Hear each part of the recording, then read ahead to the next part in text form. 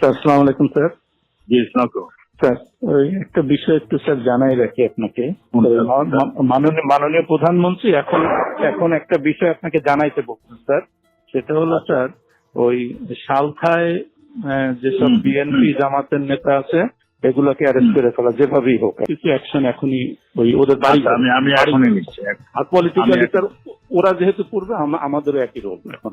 ওকে, ঠিক আছে। From your intelligence source যে এরপরে যদি কোনো AC land office, UNO office, থানা বা এই জাতীয় কোনো আক্রমণ হয় তাহলে বিএনপি জামাত এবং হেফাজতের ওই নেতাদের বাড়িতে আক্রমণ হয়। যে সকল ভূমি অফিসে জমির রেজিস্ট্রি দলিলপত্র যেগুলা এই হেফাজত জামাত নষ্ট করবে, একইভাবে তারা কিন্তু ওই তাদের জমি জমা আর পাবে না, জমি জমার হিসাব দলিলপত্র তারা পাবে না বা রেকর্ডপত্র আমরা আর দেবো না। পলিটিক্যালি লোকালি রিয়েক্ট করা মানে আমাদের ভাঙলে তাদেরও ভাঙবে।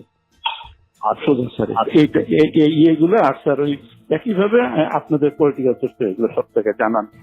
এই সার চাচ্ছে যে সালটায় যেভাবে হোক বেশ কিছু অ্যারেস্ট এখন হয়ে যায় বাড়ি।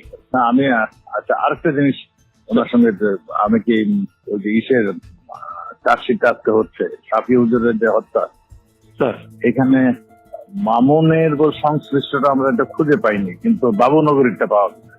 স্যার ওনাকে একটু জানাই দিন, দাদা আমরা চার্জশিটটা রেডি করি।